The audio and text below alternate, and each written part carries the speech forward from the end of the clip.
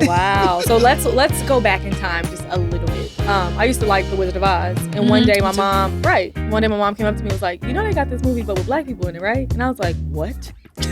Are you kidding me? Like, I was like, my mind, like, I was just shocked. Yeah. But as a kid, it's so important to see people who look like you. Yeah. I'm sorry, as a black kid in America, let's get specific. It's so important to see people that look like you because it's a reminder that you can too, whether it be on the television screen because, I like to sing, I like to dance, I want to act. Right. I think it's even more so important in some of these more niche roles where we don't get to grow up wanting to be event planners. That part.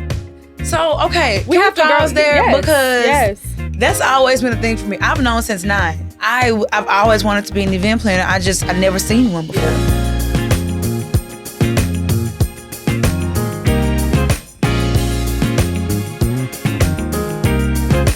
Okay. Is this thing on? Oh, it's gone. Y'all are perfect.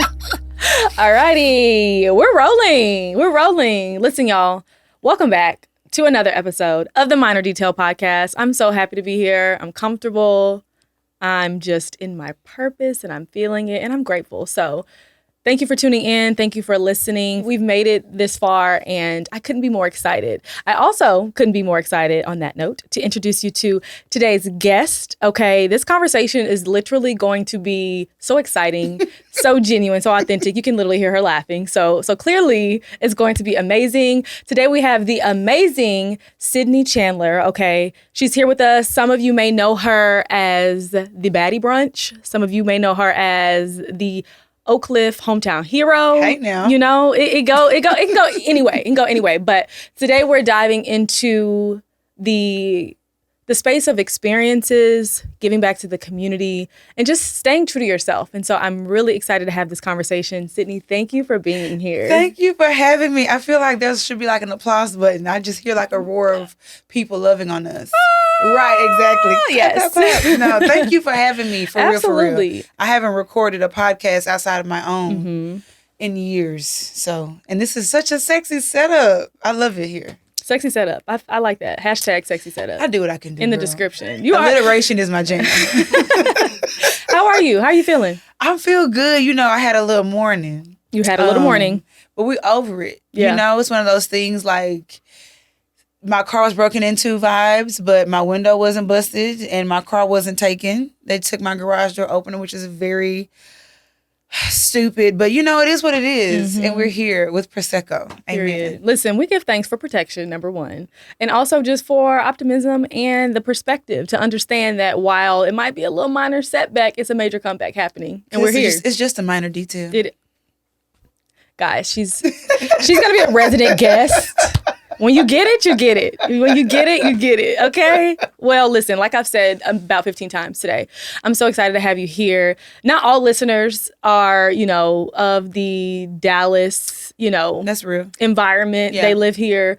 And so I'm excited for people just to learn more about what you're doing for us locally, because I think that's where it starts. A lot of people, they feel like they have to branch out to make it. Yeah. Or they have to step out of their current environment to feel like they're doing what they need to do. But what I love so much about you and what you're doing is that you're giving back to the community that literally brought you up. And I think that that's so beautiful. A part of the Minor Detail is to really bring storytelling to life, but also to give flowers to people who deserve it. You don't have to be a certain point in your career to make it. Yeah. You've made it in my eyes. So I'm just really excited to just unpack that, to dive in, and just to learn more about what you're doing, what you have in the plans for any listeners who might, be in that same space. Absolutely. I think that they could really get a lot from your story and from what you're actively doing. So you ready to dive in?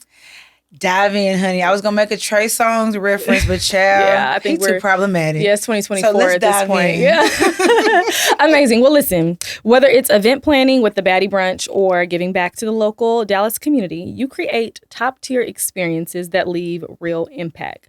I really want you to walk us through a little bit of your background. How did you go from starting your business to starting your business in event planning to working for, the nonprofit for Oak Cliff here in Dallas? Yes, girl. So the pandemic, in one word, the pandemic is what did it. I know it was a really tough time for a lot of people. My experience wasn't like that. I for the longest, first of all, I didn't even call myself an event planner. You know, back in like 2016, I just was trying to have a party or trying to have a brunch or trying to have an experience that didn't feel corny, you know? Because back then, people were doing like name tags. And that was it. You just get a name tag and the cash bar. And it's like, wait a minute. Not a drink included or icebreaker or anything. So I was doing that all the time and saying, I really want to be an event planner. I really want to be one. And then it took me to like, I started in 2016 and then 2019, I looked up and I was like, I think I'm an event planner because I've been doing it, you know? And then 2020 came, obviously. I was in Europe. I did 6 weeks in Italy with my mom. Did you really? I did. I feel like I followed you at that time. Yeah. Oh, I did not know that. Yes. My mom, I love her so much. She did 3 years in Italy for her job. Wow. She worked for the Army, but she wasn't in the Army. And I went there because I quit my job. And I was like, I'm going to be an event planner full time with no capital, no business plan, no client book, no nothing. So I was kidding myself. Talk about Delulu. And so I was sometimes Delulu is the Salulu. That's what they saying. That part, that's what they saying now. But then I was just really just Delulu, honey. Just like, what's your plan, sister? But yeah, I was over there. I got inspired. I felt like a grown up, like an eat, pray, love situation. I did that for 6 weeks, and then I came back to America, and I got a job as a real event planner for a company. And I was so excited. And then 30 days later, the country shut down because of the pandemic. And I was like, well, I was an event planner for a second and it worked out. But then people were suffering because of the pandemic. They weren't able to get food. And so my best friend at the time, Taylor Toynes, who was the CEO of 4 Oak Cliff, hit me up and was like, Sid, pull up on us.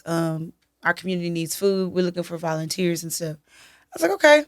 Went down there, and they didn't really have a volunteer management structure, which I knew how to do because of Baddie Brunch. And so I just started to help them, you know, navigate the volunteer coordinating space, which led to me planning the Back to School Festival, which led to me creating T-shirt designs. And then he brought me on full time. Thank God. And I've just been serving the community since then. I love it. So 2014 or 2016, I'm sorry, is when the Baddie Brunch first started. Yes, girl. We're rolling up on 8 years. Oh, wow. So let's go back in time just a little bit. Okay. So do you feel like at that time where events were a little bit more like, I don't know, kind of like just boring or bland. Like, do you feel like at that time that you were doing something different in terms of like the events that you were offering? Or was it just more like you knew you had this passion, you wanted to bring it to life, but just trying to identify new ways that felt different, if that makes sense? Like, did you know, was there intentionality behind like, oh, this is different? No, I knew that it was different in the sense that I created it out of necessity. You know what I'm saying? I wouldn't have done it if it already existed. At the same time, nothing about it was like forward thinking. It wasn't like, I'm going to create these ongoing experiences for Black women. Got you. You know, I wasn't that brilliant. You had the idea. I did. You're right. Let me give myself my flowers. Thank you. But it was more so, I want to do stuff. At the time, brunch was glamorous. This is when brunch became glamorous. Exactly. And that's what I was thinking too. Yeah. Like, we had a lot of brunches. It was just, I mean, people been brunching, but like on a glamorous tip, you know, the Real Housewives of whoever were brunching. They were getting dressed up, having these reunions and having these things. And so I was like, I have friends from all walks of life. I had just moved back home from college, from Austin. And you went to UT? I did. I did not know that. Hook 'em horns all day. Go Tigers. Continue. That's your car outside. Come on now. Anyway, we'll bypass that. But no, I was like, I want to do like themes. You know, I want us to like dress up. So we did all Black. We did floral. We did the lemonade brunch because 2016, Beyonce dropped lemonade. So we all wore yellow. And I had lemons on the table. And you had to like stand up and present on what is your lemons that you've turned to lemonade. It was just an interactive experience. Really building organic community through hot topics and outfits and cocktails and good food. And then the boys start getting jealous and they start wanting to come. And then the baddies were like, where are the men? I'm like, you know what? I got y'all. So then I started doing co-ed events too. So it's just been growing. I love the organic experience with the organicness behind it and how it all came to life. I also think like sometimes we just have to take that step in the direction where our passions are to just see what will happen versus like needing to have every step figured out. Like I admire that about you because so many people will literally press pause and sit on an idea because they don't have all the answers. Right. And it sounds like you were like, we just gonna figure this out as we go. I was. And I will say if I could tell her something, I would have told her, I mean, she did the right thing, 2016 Sydney, by just doing it. Because I really wasn't fearful because I wasn't trying to do something. You know, I kind of tripped and fell into it. But there are some things that I really wish I had planned. Yeah. You know, like to be an LLC versus a nonprofit. You know, I was a nonprofit for the first 3 years because people told me to do that. But that was silly. Because who wants to have a board? I mean, shout out to people who do. But I wish I had like a business manager with me or an assistant to be along the journey with me. Because it can be lonely. Yeah, let's really tap into that a little bit. Because I think that that's a part of the business side that people often don't have the acumen to think about early on. You know, things like becoming an LLC, things like, you know, whether or not you should be a nonprofit or not. When did you start really tapping into that side, like the business side of things outside of just the passion? I would say 2019, 2018, 2019, because people started wanting to partner with me. And back then the phrase was collaboration over competition, child. And I was like, oh, okay. You know, I work well with others, but that means you have to have your ducks in a row. Yeah. With Baddie Brunch, if I messed up, I was feeling me, not my business partner or my co-planner or whatever. And so I kind of had to start getting my ducks in a row because people started wanting to help me. They wanted to partner with me. And I'm a perfectionist. I didn't want anybody to see what was behind the curtain, this disarray of me just really going brunch by brunch. So I was like, dang, I don't want anybody to steal my idea. People start having baddie brunches. And I was like, what the F? You know? I mean, I really was pissed off about it. Talking about collaboration of a competition. I'm like, wait a minute, they're competing though. Right. Like, what's up? That's copy and pasting. Okay. So I was like, well, shoot, like, let me get my ducks in a row. So I started, you know, getting the things together. But that's kind of what forced me, honestly, to do it. I love it. So let's talk a little bit more about your roots. So your parents are also from Dallas, correct? My daddy is from Houston. Oh, so Texas. Houston, Texas. Both your parents from Texas. Okay, I love that.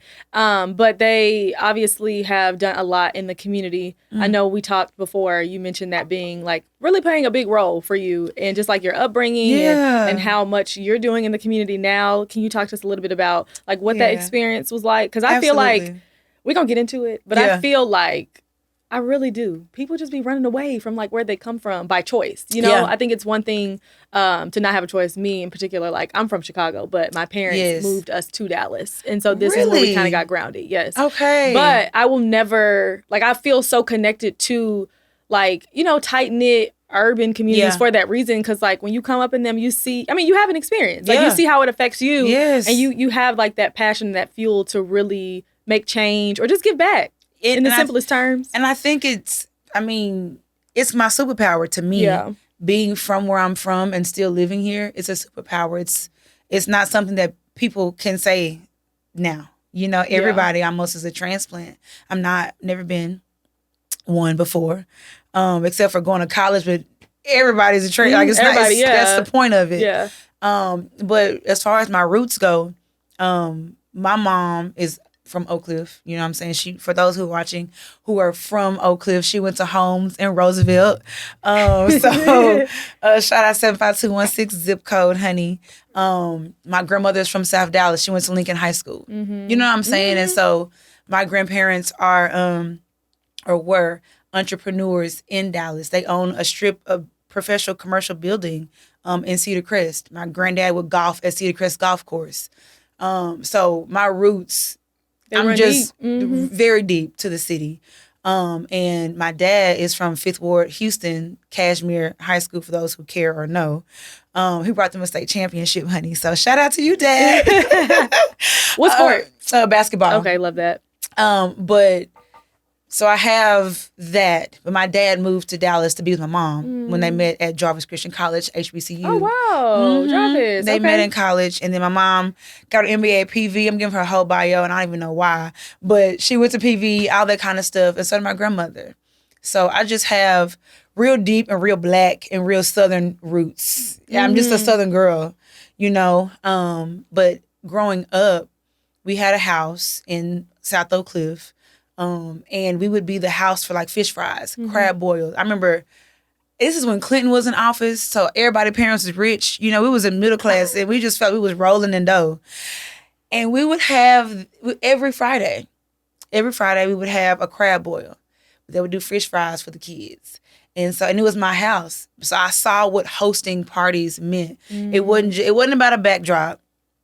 It wasn't no balloon arch. It wasn't no damn, acrylic signage. It wasn't and a custom about aesthetic. Bar. It wasn't. It's about experience. It was about experience and community at its very base. And that's my foundation. I planned my first party when I was 9. It was my sleepover.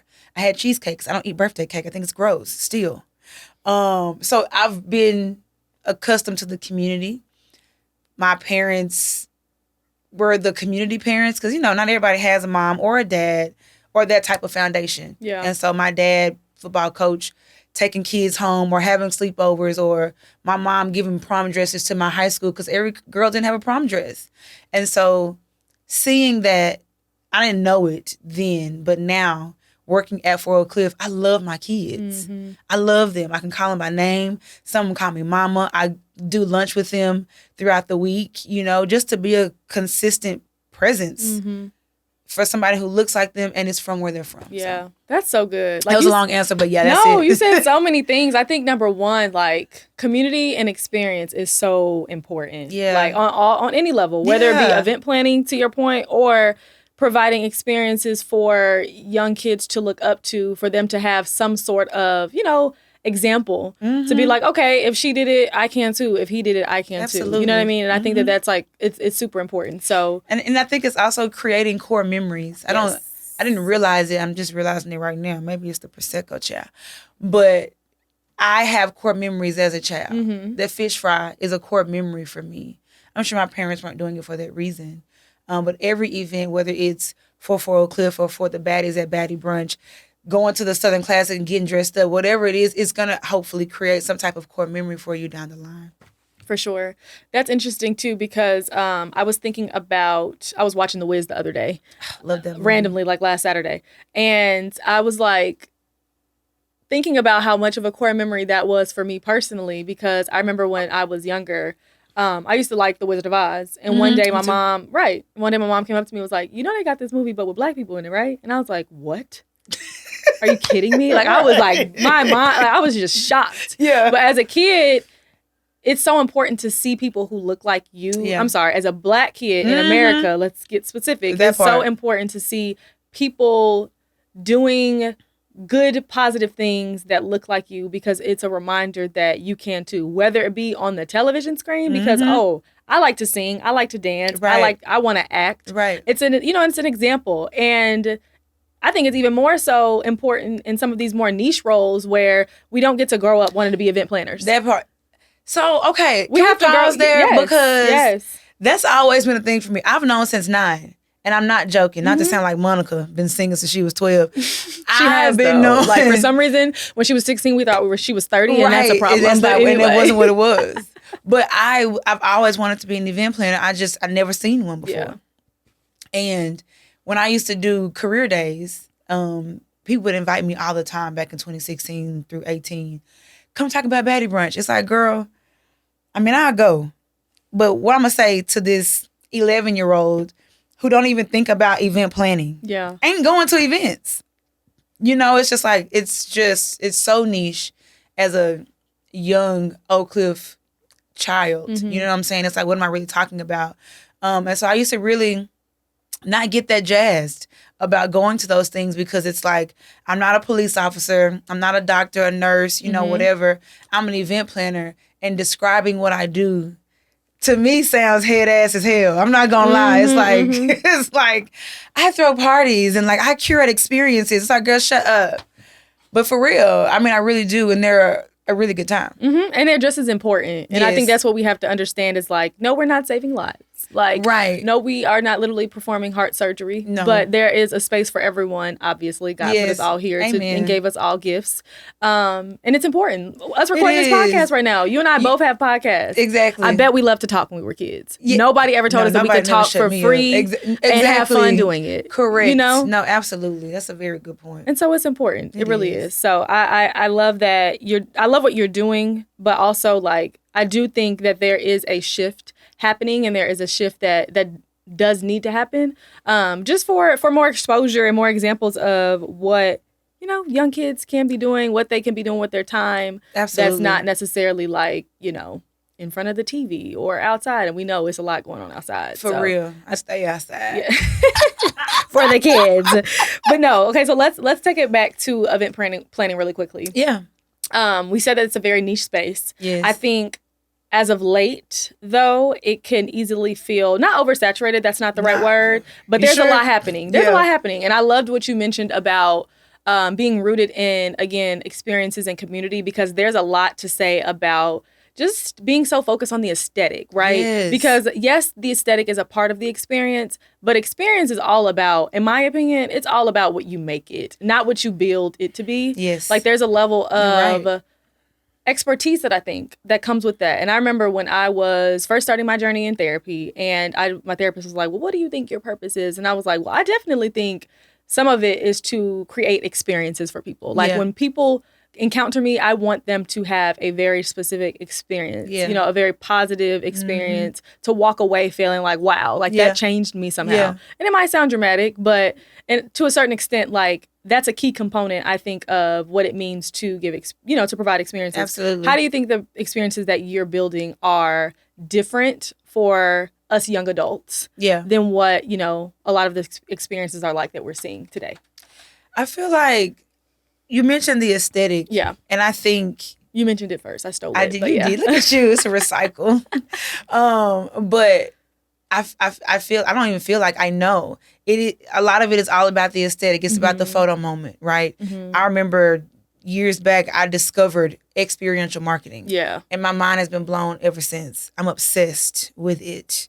And so I think I was introduced to it by Jack Daniels. They do that traveling party or whatever. You get some drink tickets and there's art. Yes. So they had one and I missed it. I was flying out to, damn Cancun or something. And I missed it. I was pissed about it. But I realized I saw everybody was there, and that experiential moment gave me FOMO. And I vowed that I'm going to always have something that makes people wish they were there, because that's how I felt. But now I just feel like, God, man, events are expensive. Yes. The aesthetic is high, okay? It's just so expensive. You think florals are high, balloons are high. Hello? And it's like to the point to where I'm a numbers person, so I can tell you how much a balloon garland is dollar per foot, because that's how I have to calculate everything. It's necessary, but I go back to the fish fry, you know what I'm saying, and how none of that was there, but the key elements were. Yes. People, food, drinks, experience, that, whatever, conversation. I feel like you just kind of have to, I get the photo moment thing. It's part of it, You get dressed up, you want something to be nice looking as well. I want people to continue to think about how people are interacting. How are they leaving? You mentioned that. How are they leaving? What did they do while they were there? Did they meet somebody new? Was the bar open? I don't like going nowhere unless the bar is open. Because why am I bringing my card into this party? Guessing if the drink gonna be $10 to $16. It's crazy out there. So I love an all-inclusive experience. To me, that's my brand. Yeah. You know what I'm saying? Is an all-inclusive experience. The photo moment, light bites, open bar, the things. And then networking too, because I want you to meet other people, but not make it be like inorganic. Yeah. I think I can't do it. I'm too real for that, Yeah, to be honest you with you. are. I don't know if that answered your question, but It does. Do you feel like your events are catered more specific to an ideal audience, meaning like Black women, women of color, Yeah. Black men and women? I used to say women of color when I first started because I didn't want to exclude anybody, or I didn't want to come across as like super Black or pro-Black or whatever. But it's for Black people. It just is. You know, you can come. Anybody can come, you know. But the point of it is to create something that feels luxurious and feels special for Black people, because I don't see an outpour of those targeted experiences. Yeah. And that's what I was going to ask you. Does it come from the lack of, you know, like it doesn't exist, so you have to create it? It does. It's like, I like the Rooftop Cinema Club. I don't know if people have seen it, but I like that concept.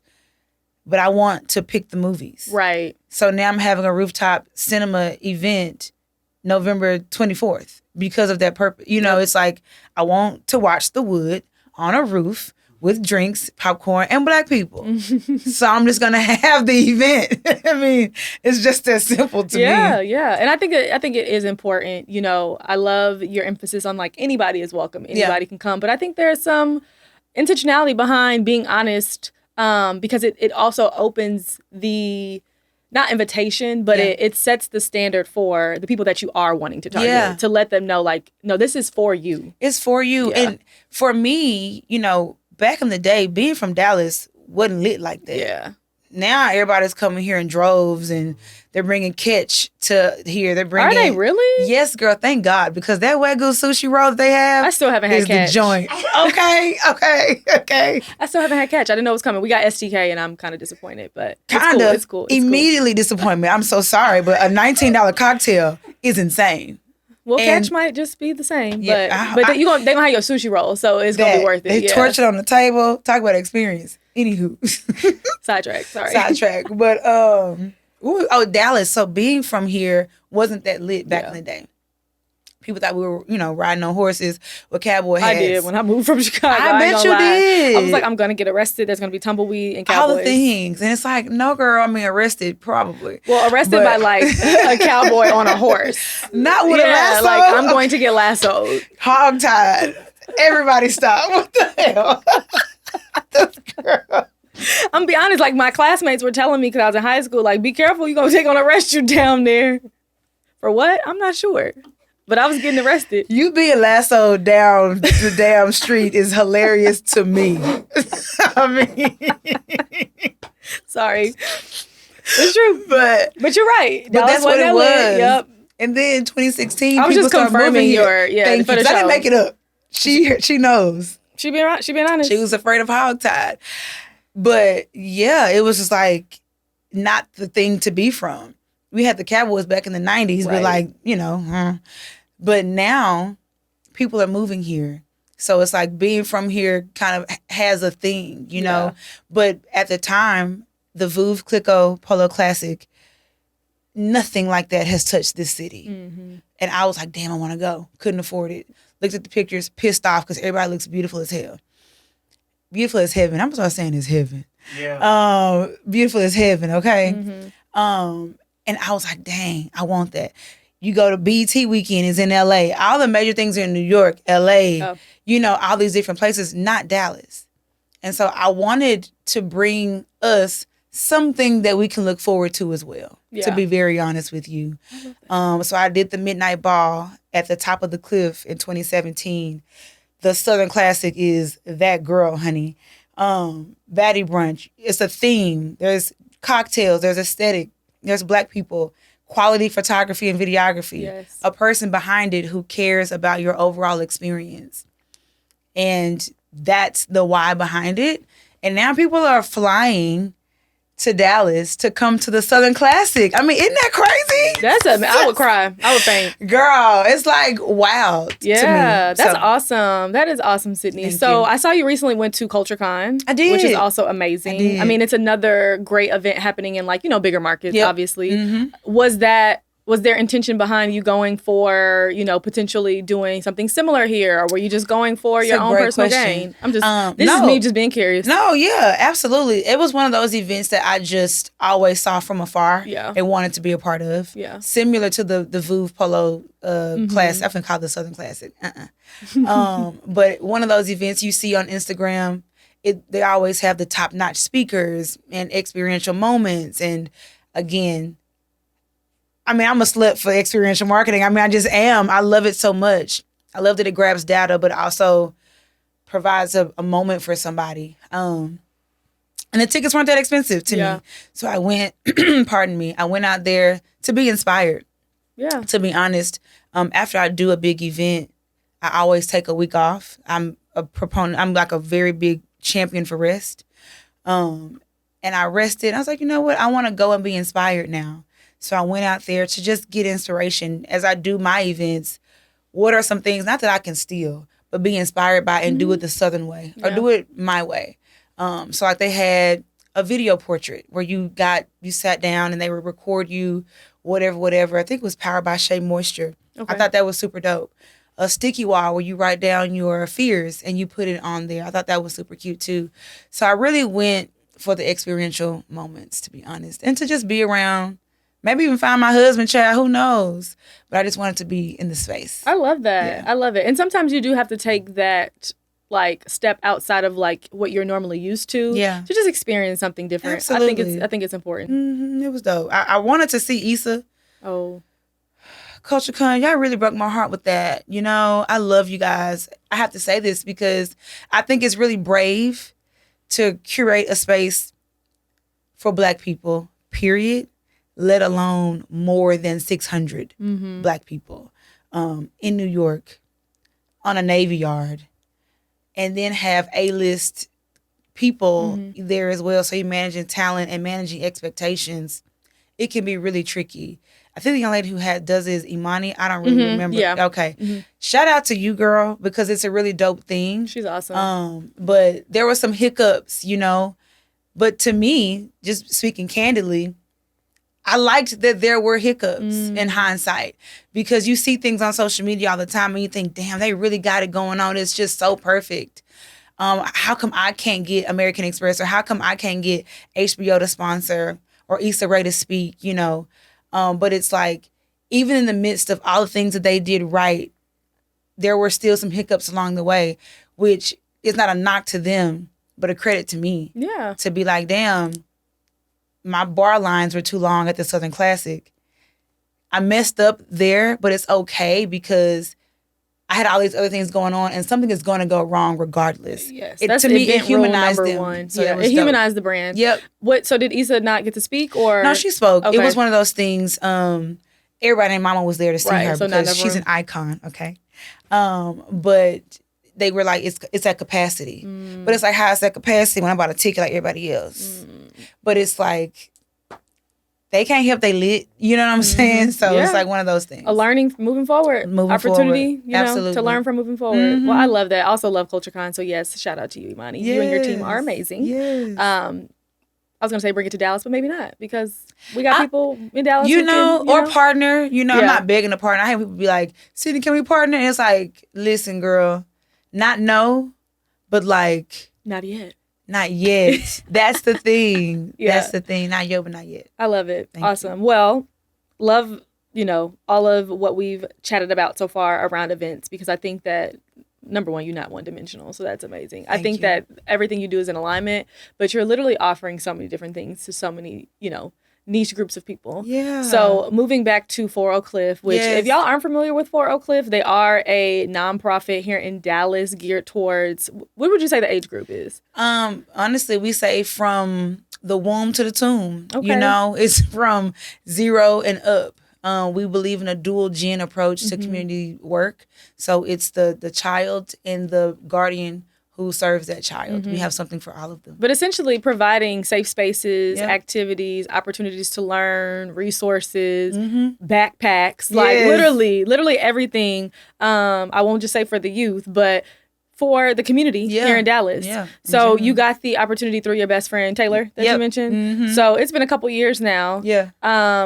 how did you go from literally helping with the volunteers for a specific event to now like basically heading up I know. all the things? You know what? Let me just pause there, girl, because I've never even acknowledged the transition. Yes, literally. I mean, you found your way quickly. Yeah, you know, it's one of those things that if anybody works at a startup, you Right. know, you have your hand in many pots. And when you believe in the work that the place is offering the people, it shows up in your work and how Yeah. you show up to work. And so shout out to Taylor. He's a visionary and he believes in what I can bring to the table. Yeah. It's one of those things to where event planning is my jam.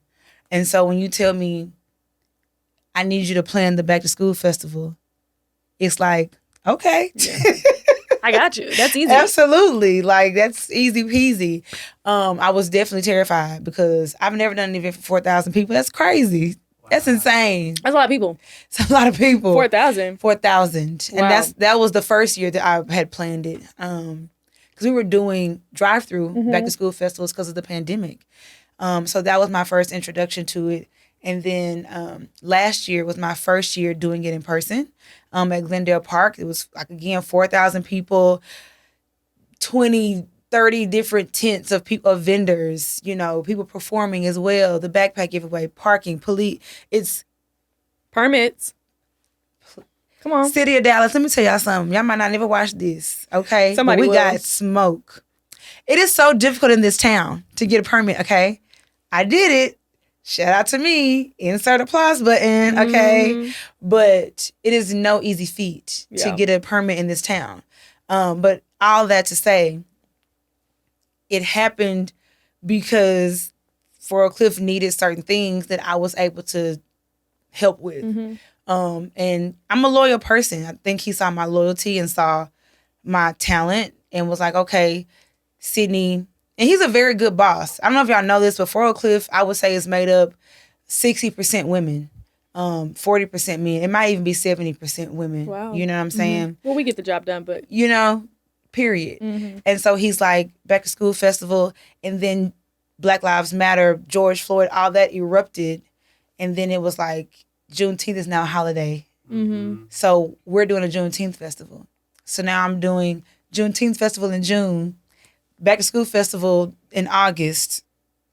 I don't know how I do it, people. I'm just Superwoman, okay? But plus it's- what you got going on, you know. plus baddie brunch. It's like, Yeah. how do I do a baddie brunch per quarter for events with Fort Oak Cliff Yeah. a year as well, and then trying to jumpstart my own event planning firm on top of that, and then trying to be a good daughter and aunt. Yeah. You know, it's tricky, but to answer your question, I would say my passion for where I'm from. I love my kids. Shout out to my kids. Shout out to Todd Middle School. But it's a genuine love, to be honest. I love it. I feel it. It's so, yes, it's so genuine and it's there. I also, it makes me think about like just giving back, serving in general, like the way that we think about it. Do you Yeah. feel like it has evolved at all? Like, do you feel like there's, you know, any like innovation that has played a role in just like the way that giving back has transformed? Because I feel like when people think about giving back, Yeah. it's so, I don't know. It's just like, oh, I got to do this thing. Yeah. I got to give my time. And I just think it's so important to understand, like, it's really not all that. Like, it really Yeah. is just showing up. It is. Yeah. I don't think people have grasped that concept just yet, to Yeah. be honest. I know I hadn't Yeah. before I worked at Fort Oak Cliff. I used to be at Baddie Brunch, knowing Taylor was at Fort Oak Cliff, wanting to do something for the kids in high school, but like overthinking how to do it. Overthinking so much, I just never did it. You know what I'm saying? So I do get it. I understand it. I think it is about just showing up. Like, you have your key ways, you know, like, okay, back to school. Everybody and their mama hit me up in the summertime, back Yeah. to school. I want to volunteer. It's like, that's cool. Yes, do that. Christmas. Thanksgiving, you know, but it's like, we're gonna let in February.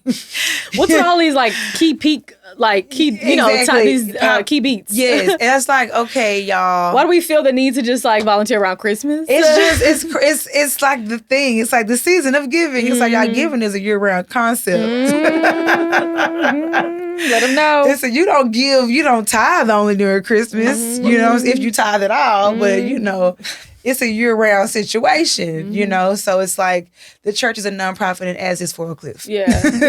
I mean, it's the easiest way to say it. But I will say, for example, my podcast mate, Twan. Yeah. Shout out to Antoine. That's, by the way, Antoine is, you know, one of my very close friends, boyfriend. So that's the Is. connection. Yes. I know. Yes. When I tell you I had a podcast, I was like, Deja, what? I didn't know they were on a podcast. Shout out to Deja. Shout out to you, boo. It's so organic there as well because we from the same type of setup. Yeah. You know what I'm saying?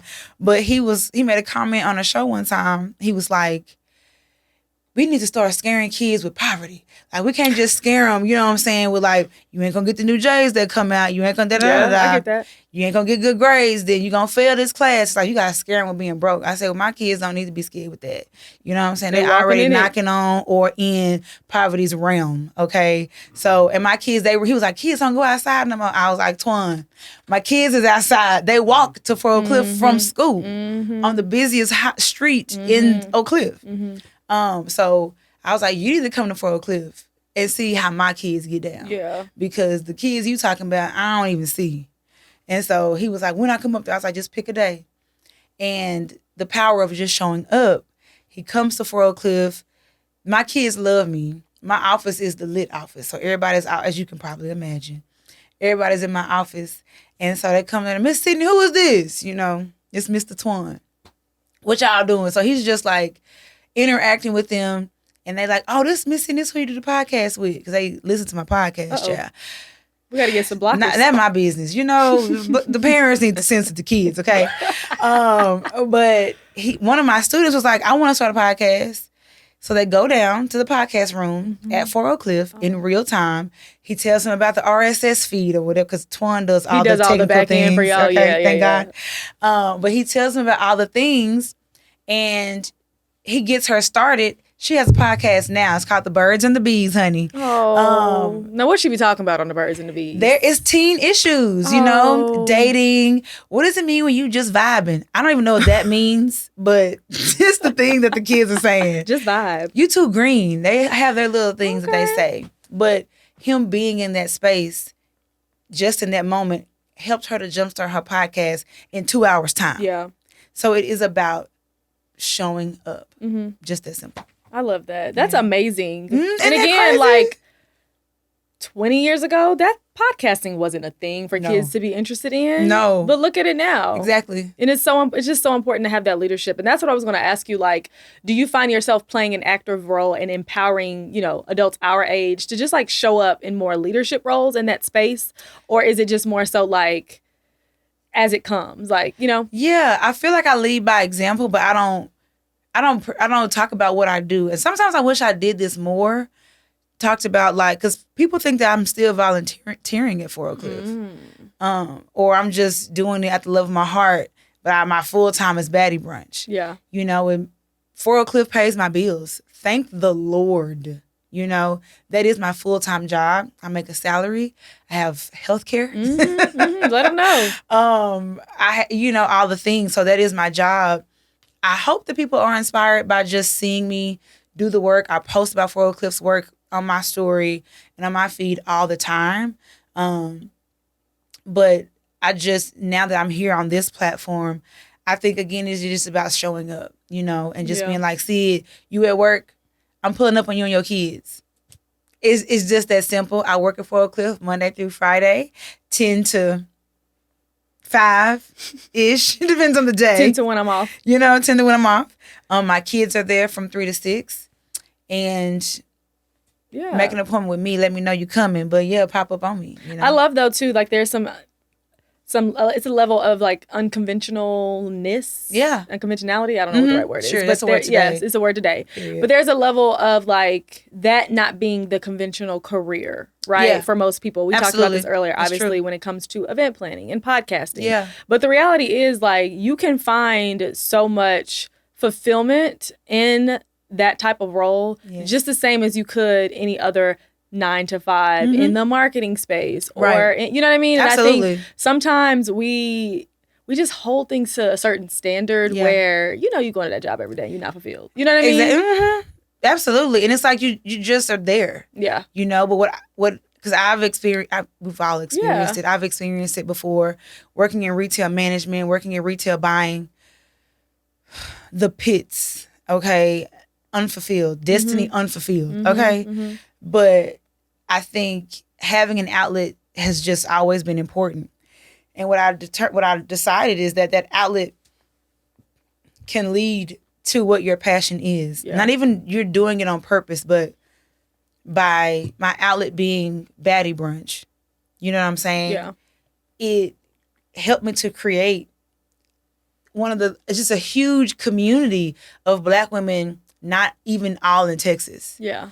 Which inspired my desire to do event planning, which led me to Fort Oak Cliff, which, it's just, it all is connected. Yeah. And so, I don't know. I feel like, it's not hard to do, but have that outlet, tap into it, and then see kind of where it can lead you. Because even if it's like I'm a photographer, but I'm gonna be at Fort Oak Cliff and I just want to take pictures of the kids playing at basketball practice. Yeah. You're still using your gifts to serve a different purpose, but you're still using your gifts. You're still using your gifts. Yeah.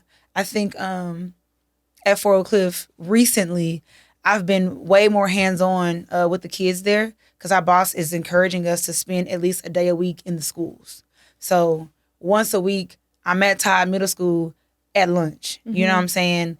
Just talking. And some of my kids call me mama because I ain't got kids. So they be like, mama. I'm like, I ain't been to play mama in so long.